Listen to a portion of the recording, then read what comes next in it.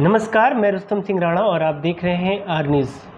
साथियों, हमारे नए कार्यक्रम उड़ान में आपका स्वागत है और हमारे साथ जो मेहमान हैं उनका मैं परिचय दे देता हूं एक बार। जीतू जी हैं और पीएचडी कर रहे हैं। ज़्यादा परिचय के लिए मैं उन्हीं के पास चलूँगा। जीतू जी, सबसे पहले तो स्वागत है हमारे कार्यक्रम में और एक बार आप हमारे दर्शकों को अपना परिचय दें। जी, धन्यवाद। सबसे पहले तो मैं आर न्यूज़ चैनल का धन्यवाद करना चाहूँगी, जिन्होंने मुझे अपने माध्यम से आप सभी दर्शकों तक पहुँचने का अवसर प्रदान किया। मैं अपनी बात करूँ तो मेरा नाम जीतू राणा है। मैं अभी IIM लखनऊ से PhD कर रही हूँ। मेरे 2 भाई बहन हैं और मेरा भाई ICICI बैंक में मुंबई पोस्टेड है एज़ रीजनल मैनेजर और मेरी बहन SBI चंदौसी में एज़ डिप्टी मैनेजर पोस्टेड है। मेरे पिताजी का नाम मिस्टर आनंद सिंह राणा है और मेरे माता पिता पिंदारी गांव सितारगंज में रहते हैं। और अपने ससुराल की बात करूं तो मेरा ससुराल नगला नानंगमत्ता में है। मैं थोड़ा और ऐड ऑन कर दूं। आपके पिताजी आनंद सिंह राणा आम आदमी पार्टी के विधायक उम्मीदवार रहे थे और दुर्भाग्य से वो चुनाव हार गए थे। दूसरा ये कि आप सिंगल आप एक बिटिया की मदर भी हैं, उसकी भी जिम्मेदारी आपके ऊपर है और आप साथ ही PhD कर रही हैं।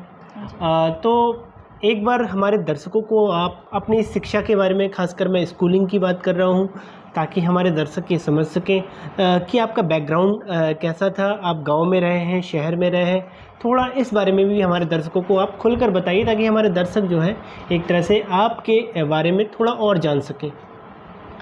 मेरा जन्म हल्द्वानी में हुआ था। स्कूली शिक्षा भी हल्द्वानी में ही हुई है, क्योंकि पापा की पोस्टिंग हल्द्वानी थी। वन विभाग में पापा प्रशासनिक अधिकारी थे और वहीं पे पोस्टेड थे। तो मेरी क्लास 1 से 5th तक मैंने सरस्वती शिशु मंदिर में शिक्षा ली है और 12th तक की शिक्षा मेरी सरस्वती विद्या मंदिर में हुई है, हल्द्वानी में ही। और इसके बाद मैंने AIEEE क्लियर किया था। AIEEE के थ्रू मुझे गोविंद बल्लभ पंत यूनिवर्सिटी पंतनगर में बीटेक करने का मौका मिला, जिसमें मुझे एग्रीकल्चर इंजीनियरिंग ब्रांच मिली थी। और 4 साल इंजीनियरिंग के कंप्लीट करने के बाद मैंने गेट का एग्ज़ाम दिया था। गेट का एग्ज़ाम है the graduate aptitude test in engineering, जो इंजीनियरिंग ग्रेजुएट्स देते हैं पोस्ट ग्रेजुएशन के लिए। और गेट के एग्ज़ाम में मैंने जनरल की कट ऑफ क्लियर की थी और इसके बाद मुझे national institute of industrial engineering Mumbai से इंटरव्यू का कॉल आया था, जहां इंटरव्यू और GD राउंड के बाद मेरा सिलेक्शन हो गया था। 2 साल वहां MBA के कंप्लीट करने के बाद मेरा ऑन कैंपस सिलेक्शन हुआ था क्रॉम्पटन ग्रीव्स लिमिटेड में। क्रॉम्पटन ग्रीव्स मुंबई में ही थी और मुंबई में मैंने करीब 1.5 साल काम किया है। और उसके बाद मैंने दूसरी कंपनी ज्वाइन की, गिरनार सॉफ्टवेयर प्राइवेट लिमिटेड, जहां मैंने फिर से 1.5 साल काम किया है। और वहां मेरी इंदौर में पोस्टिंग थी, जहां 1 साल इंदौर और उसके बाद 6 महीने की पोस्टिंग मुझे हल्द्वानी में ही दे दी गई थी। इसके बाद मैं बात करूं तो मैंने नेट JRF क्लियर किया था 2019 में। और नेट JRF क्लियर करने के बाद Indian Institute of management Calcutta से मुझे इंटरव्यू के लिए कॉल आया था, जहां मुझे एज टीचिंग एसोसिएट जॉब दिया गया। और टीचिंग एसोसिएट की जॉब के दौरान ही मुझे PhD करने का मन हुआ और मैंने बहुत सारे Indian Institute of Management Ahmedabad, Bangalore, Calcutta, इन सब में मैंने अप्लाई किया और फाइनली मेरा selection Indian Institute of Management Lucknow में हुआ PhD प्रोग्राम के लिए। मैं करेंटली PhD वहाँ से कर रही हूँ। 4.5 साल का प्रोग्राम है और मेरा जो टॉपिक है वो है ऑपरेशंस मैनेजमेंट, जिसमें स्पेसिफिकली मैं आर्टिफिशियल इंटेलिजेंस और मशीन लर्निंग को फोकस करके अपना थीसिस कंप्लीट कर रही हूँ। जीतू जी, एक बार जैसा कि आपने बताया कि आपने जो अपना MBA कंप्लीट करने के बाद आप जॉब करने चले गए और तकरीबन 1.5-2 साल आपने जॉब किया। उस बीच आपको फिर कैसे मन में आया कि मैं ठीक है PhD करूं? क्या वो एक आपको किक मिली या फिर किस तरह से आपके दिमाग में ये चीज़ें आई कि मुझे अब जो है जॉब छोड़कर, क्योंकि आप सेटल हो गए थे, जॉब भी मिल गई थी अच्छी खासी, लेकिन फिर आपने जॉब छोड़कर फिर PhD कंप्लीट करने के बारे में कैसे सोचा आपने? ये सारा है मेरे एक तो परिवार से बोलना चाहूँगी। मेरे पिताजी हैं जो शिक्षा को बहुत ज़्यादा फोकस देते हैं और मेरे एक शिक्षक हैं जो मेरे हमेशा एक अच्छे गाइड रहे हैं। उन्होंने मुझे गाइड किया कि आप पढ़ाई में काफ़ी अच्छी हैं और ऐसा आपको जो शिक्षा का फील्ड है इसे ही चुनना चाहिए। और आप अगर एक ही बार में अपना बीटेक और एमबीए कंप्लीट करने के बाद अगर पीएचडी कर लेते हैं तो काफ़ी अच्छे जॉब के अवसर रहेंगे।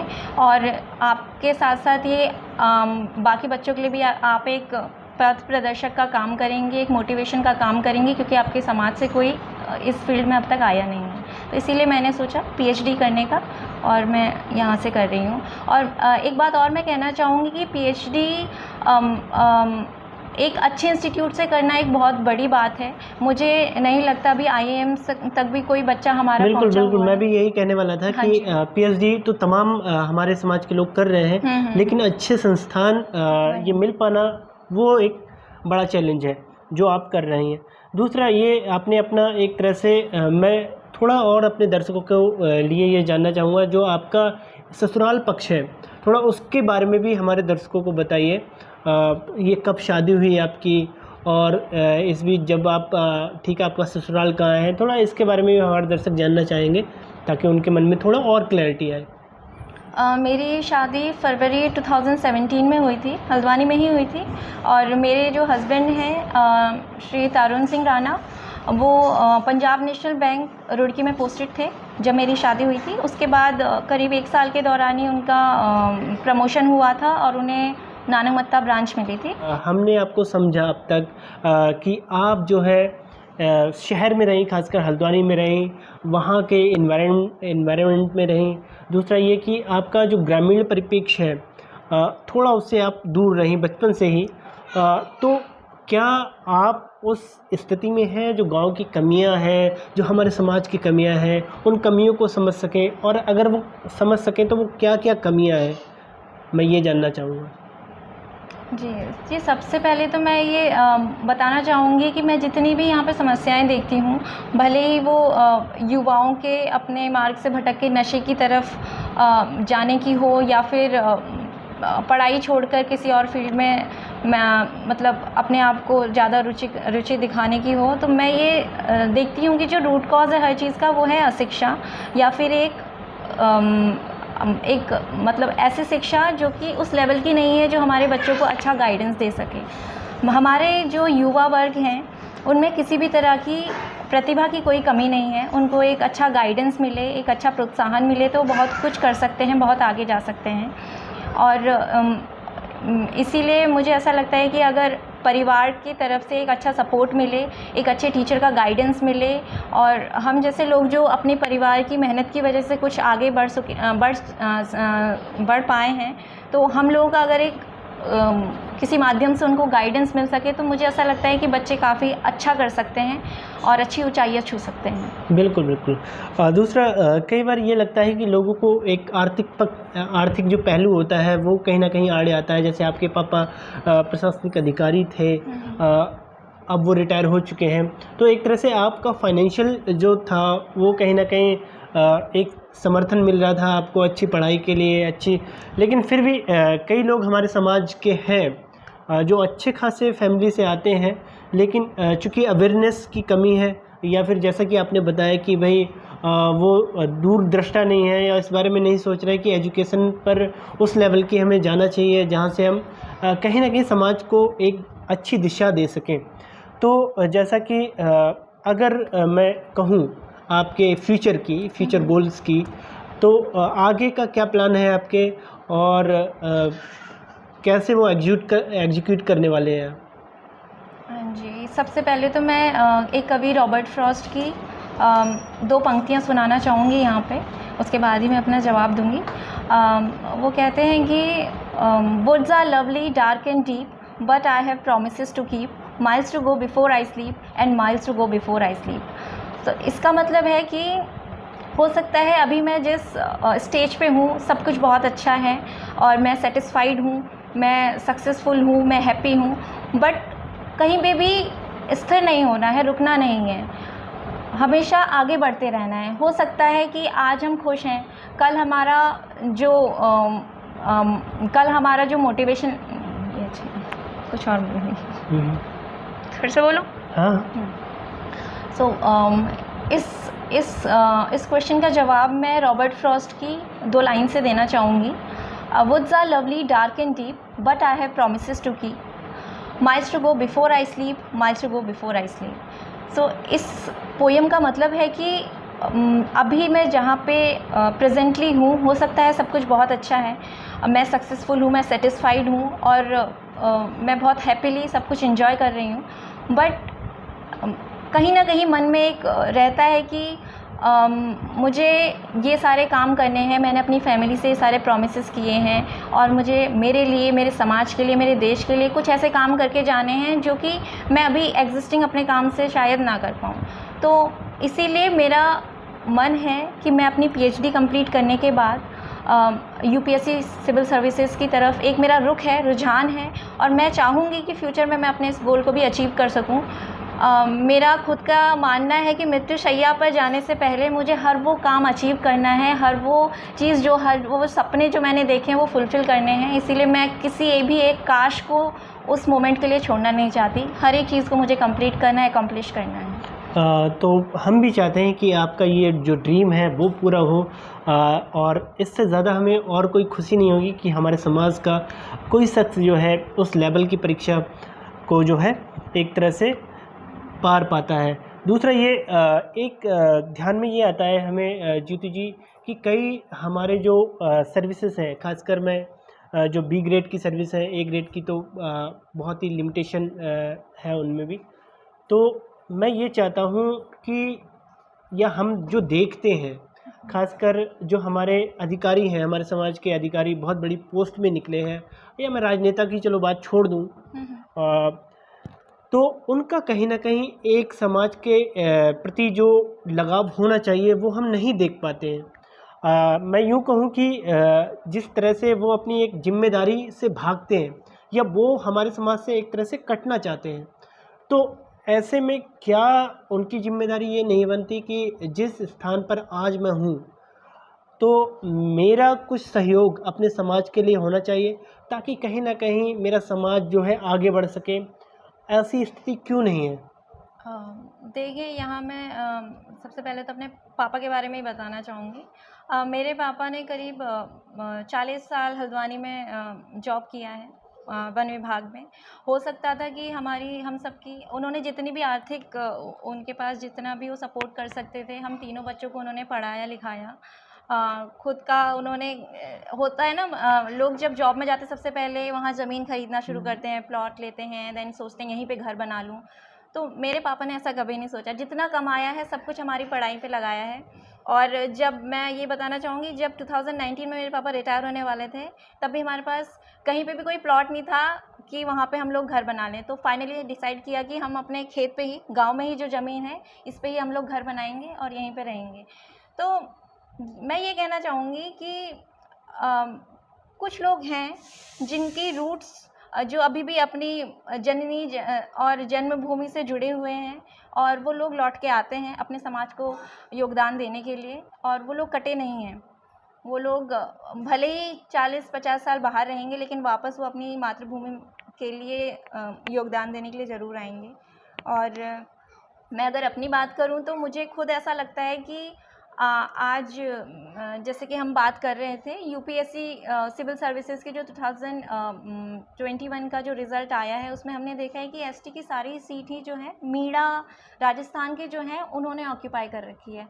तो मुझे खुद ऐसा लगता है कि ये जो एसटी सीट है ये हमारे समुदाय के लोग क्यों नहीं भर रहे हैं, क्यों हमारा एक भी बच्चा मतलब उस लिस्ट में नहीं है, उन 1000 बच्चों में क्यों हमारा एक भी बच्चा नहीं रैंक ला पा रहा है। तो ये सारी चीज़ों के लिए मुझे ऐसा लगता है कि हम जैसे कुछ लोग जिनको मम्मी पापा ने सपोर्ट किया या हमारे खुद के जो मेहनत रही उसके बल पे हम लोग आज जहाँ भी पहुँचे हुए हैं, तो हम लोगों को एक ग्रुप बनाना चाहिए। हम लोग अपने जो युवा हैं उनके जो कन्फ्यूजन्स हैं उनको क्लियर कर सकें, उनके जो डाउट्स हैं उनको क्लियर कर सकें और उनको एक गाइडेंस, छोटे से छोटा बड़ा सा बड़ा जो भी हमें गाइडेंस दे सकें, सो दैट वो एटलीस्ट 12th के बाद क्या सब्जेक्ट्स लेने हैं, या फिर अगर उन्होंने जो भी किया, बीएससी लेना चाह रहे हैं, बीएससी करना चाह रहे हैं, बीटेक करना चाह रहे हैं, कैसे करना चाह रहे हैं, उनके पास बहुत सारे डाउट्स हैं। ऐसा नहीं है बच्चे सोच नहीं रहे हैं, सोच रहे हैं, डाउट्स हैं। डाउट क्लियर करने की उस स्टेज पे अगर हम लोग कहीं पे भी फ्रूटफुल हो सकें, उनके लिए सहयोग कर सकें, तो मुझे ऐसा लगता है कि ये ग्रुप एक काफ़ी अच्छा मोटिवेटर बन सकता है, एक सपोर्टर बन सकता है हमारे आने वाली पीढ़ी के लिए। तो इस तरह का अगर कोई ग्रुप बन सके तो मैं उसमें सहयोग देने के लिए बिल्कुल अग्रसर रहूँगी। बिल्कुल जीतू जी, कई बार हम समस्याओं पर बात करते हैं लेकिन एक्चुअल में जो समाधान है उस पर हम नहीं जाते। और आपने ये बहुत ही बढ़िया बात कही है कि कम से कम ऐसे समाधान के लिए हम लोगों को जो इस तरह की तैयारी कर रहे हैं या जो इस तरह के ड्रीम्स लेकर चल रहे हैं उनके जो है डाउट्स जो है क्लियर कर सकें एक प्लेटफॉर्म के माध्यम से।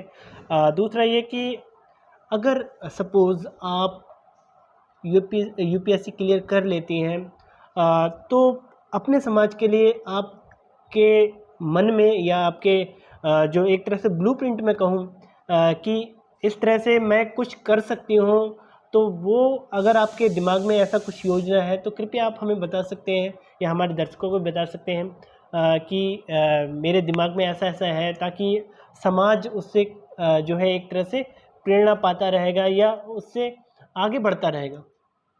देखिए, मुझे ऐसा लगता है कि हमारे समाज से अगर कोई भी बच्चा आगे निकलता है और यूपीएससी क्वालिफ़ाई करता है, तो ये एक बहुत बड़ी बात होगी। इतना सुनने के बाद ही जो युवा होंगे, वो बहुत ज़्यादा खुद में मोटिवेट होंगे और प्रेरित होंगे। मतलब एक बच्चा निकल के काफ़ी चेंज ला सकता है हमारे समुदाय में। और अगर मेरा सिलेक्शन होता है यूपीएससी सिविल सर्विसेज़ क्वालिफ़ाई करने के बाद, अगर मैं आईएएस, आईपीएस कुछ भी बनती हूँ, तो मेरा ये रहेगा अपने समाज के लिए कि मैं सबसे पहले तो एक गाइडिंग लाइट बनना चाहती हूँ, एक पथ प्रदर्शक बनना चाहती हूँ। तो अगर मेरी तरफ से एक फ्री कोचिंग क्लासेस हो सके अपने बच्चों के लिए, सो दैट वो भी वो ड्रीम देख सकें जो मैंने फुलफ़िल किया होगा और वो उस दिशा में आगे बढ़ सकें। हर एक बच्चा सोच सके कि हाँ, वो भी आईएएस ऑफिसर बन सकता है, वो भी अपने समाज के लिए कुछ कर सकता है और आगे आने वाली हज़ारों पीढ़ियों को प्रेरित कर सकता है, प्रोत्साहित कर सकता है। तो आई थिंक वो बहुत बड़ी बात होगी। बिल्कुल, बहुत बड़ी बात होगी। अंत में मैं आपसे कहूँगा कि कई बार जो भी हम इस तरह के इंटरव्यू करते हैं तो हम ये चाहते हैं कि जो हमारे युवा साथी हमें देख रहे हैं और उनके लिए जो हमारे मेहमान हैं, मैं चाहता हूँ कि आप उनको एक संदेश दें। और आप हमारे मेहमान हैं तो आप हमारे दर्शकों को एक जो संदेश देना चाहते हैं तो कृपया आप उन्हें संदेश दे सकते हैं। तो मैं ये कहना चाहूँगी, सबसे पहले तो माता-पिता जो हैं उनसे कहना चाहूँगी कि आप अपने बच्चों को अच्छी शिक्षा दीजिए। क्योंकि शिक्षा एक ऐसी चीज़ है जो सब कुछ बदल सकती है। एक सबसे अच्छा जो रिटर्न ऑन इन्वेस्टमेंट है वो शिक्षा दे सकती है। मैं शिक्षा की बात कर रही थी, तो सबसे पहले तो मैं ये बताना चाहूँगी कि मेरी अभी 2 साल की बच्ची है और वो अभी से ये बोलती है कि मम्मा मुझे बड़े होके आईएएस ऑफिसर बनना है।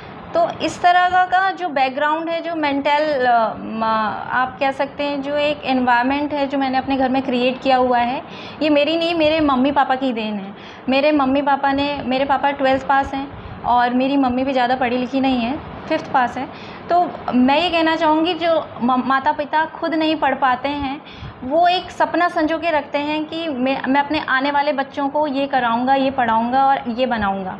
तो मेरे मम्मी पापा ने मेरे भाई बहन को और मुझे इतना ओपन हैंड दिया, उन्होंने कभी ये नहीं रोक टोक करी कि आप ये करिए। मैं आपको ये भी बताना चाहूँगी, शादी होने के बाद तक मुझे चाय बनानी भी नहीं आती थी। मैंने घर का कभी कोई काम नहीं किया।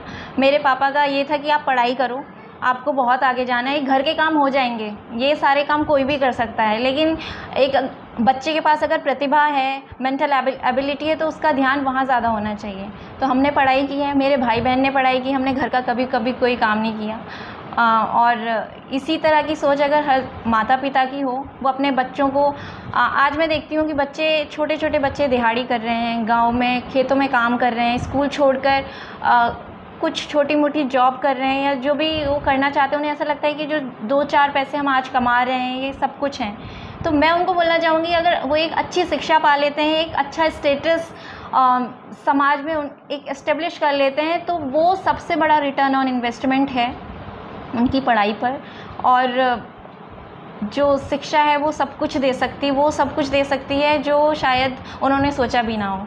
तो अगर वो पढ़ाई पर अच्छा इन्वेस्टमेंट करेंगे, अपने बच्चों का फ्यूचर सोचेंगे, तो ये आज की नहीं आने वाली तमाम जनरेशन्स के लिए बहुत अच्छा एक डायरेक्शन क्रिएट करेगा और इससे हमारा समाज ही नहीं हमारा देश भी गौरवान्वित होगा और सब कुछ मतलब हमारे बच्चे आगे बढ़ेंगे, हमारा समुदाय आगे बढ़ेगा, हमारा देश आगे बढ़ेगा। जैसा कि जीतू जी ने बताया कि पढ़ाई पर आपको ध्यान देना चाहिए, खासकर माँ बाप को अपने बच्चों को पढ़ाई पर ध्यान दिलवाना चाहिए। दूसरा कि जो जितनी भी जमा पूंजी है वो अपने बच्चों की पढ़ाई पर ही लगानी चाहिए और ज़्यादा से ज़्यादा जो युवा हमारी इस वीडियो को देख रहे हैं वो कम से कम बड़े गोल को लेकर चलें और हमारे समाज का नाम रोशन करें।